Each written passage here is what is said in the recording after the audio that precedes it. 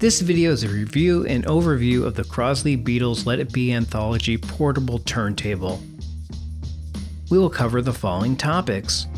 Unboxing. We will show you what the turntable comes with. 2. Anatomy.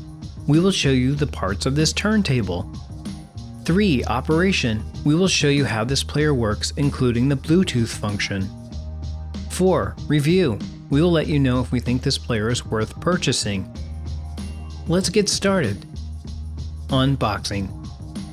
The Crosley Beatles Anthology Portable Turntable comes with the turntable that is housed in a vintage suitcase design. It has a carrying handle and weighs a little over 10.5 pounds. It features nice corner hardware, a lock, hinges, a white shell, and the words "Let It Be" with silhouettes of the Fab Four on top of the case. In addition, it has rubber feet. The player also comes with a power adapter, a 3.5mm auxiliary to RCA cable, a warranty, an instruction manual, and other documents. If we unlock the lock and open the case, you'll see the turntable and 4 cool images of Paul, Ringo, John, and George. They are on the inside of the case's door. Anatomy of a turntable. Let's get to know the anatomy of this record player. There are 2 built-in speakers on this player, one on the left and one on the right. On the back of the player are some connections, including RCA jacks for connecting to a device like a receiver. Then we have an aux-in jack for hooking up an MP3 player or other audio sources to the turntable. Finally, we have the power jack for connecting the power adapter.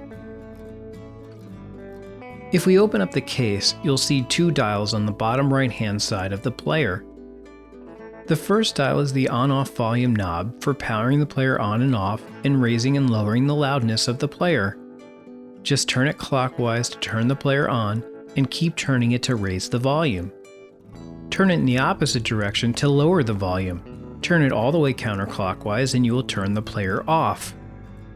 Below the on-off volume knob is a headphone jack that you can plug headphones into for private listening. Above the on-off volume knob is the pitch control knob. It simply increases the turntable's speed by 10% to make the pitch higher by turning it clockwise or lower by turning it counterclockwise. I leave this in the middle at the 0 setting so that I can hear my record's playback at the proper pitch. Above the pitch control knob is the function indicator. It's basically a light that helps you know when the player is on and helps you connect to Bluetooth, for example, which we will show you how to do shortly. Above the function indicator is the function switch. To play back records and hear the sound going through the player's built-in speakers, leave this switch set to phono. To play back records to external Bluetooth speakers, put the switch in the middle Bluetooth out setting. To listen to music playing from a Bluetooth device, like an iPhone, put the switch on the Bluetooth in setting all the way to the left position. Then launch your setting app on your device, like an iPhone in this example, then tap Bluetooth. Make sure that Bluetooth is turned on, then with your phone next to your turntable, find Crosley in the list of other devices and tap it. Your phone will then connect to your turntable. Then launch a music app. I'll open Amazon Music. Now I can play music on my phone and it will play through the turntable's speakers. Good for those of us that don't own a lot of records yet. I'll switch back to the phono setting for now so that I can listen to records. Next, we have the tone arm. It's an arm that can be moved left, right, and up and down. The tone arm sits on a tone arm rest. There's a tone arm hold down clip that you can unlock when you are ready to listen to a record and move the tone arm. Leave it locked when you are transporting the turntable to prevent damage. At the end of the tone arm is a cartridge that contains a stylus or needle. The needle is what reads the grooves in the record as it spins. Below the tone arm are 2 switches. The lower one is the speed switch. You can choose from 3 different speeds. The first speed is 33, which is generally for large 12-inch vinyl records that play at 33 1/3 RPM or revolutions per minute. These 12-inch records have two sides and usually contain an album full of songs.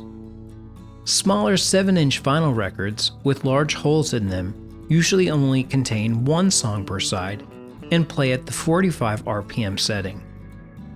Older 10-inch records made out of fragile shellac generally play at the 78 RPM setting. If you don't know what speed to play a record at, try the different settings until the song sounds like it's playing at normal speed. If the record sounds too low or like Alvin and the Chipmunks, you'll need to adjust the speed setting. Above the speed switch is the auto stop switch. I like to keep this on. It just means that when your record finishes playing a side and it gets to the final groove, it will spin a few times and then stop. If you turn it off, your turntable will keep spinning when it reaches the end of a record, and it will wear out your needle faster. Next, you'll notice the large circular part that rotates called the platter. Records are placed on the platter. In the middle of the platter, we have the spindle. This metal post fills the hole in the center of a record. You'll also notice a 45 RPM adapter. You can lift the adapter out of its storage hole and place it on the spindle. It's made to be used with 7-inch records that have a big center hole in them. If you're playing bigger records with small holes in them, you won't need to use this 45mm adapter. Operation. Now let's play a record.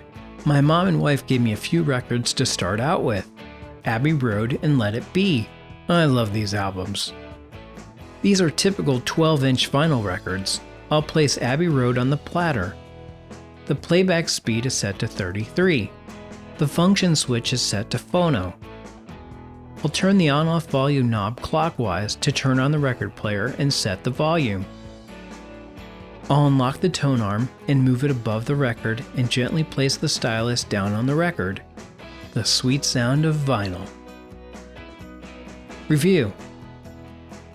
This Crosley Beatles Let It Be Anthology portable turntable was a gift to me from my wife. I absolutely dig its vintage look. I'm a huge Beatles fan and I love that this player celebrates them in a stylish way. As a record player, it sounds pretty darn good for its inexpensive price point. If you are looking for a high-end player with the best sound, you will have to spend a lot more money. For me though, it's great and I highly recommend it. I especially appreciate its Bluetooth connectivity. If you're interested in a player similar to this one, I'll leave links in the description below this video. Well, I hope that you found this video helpful. Thanks for watching, please like and subscribe.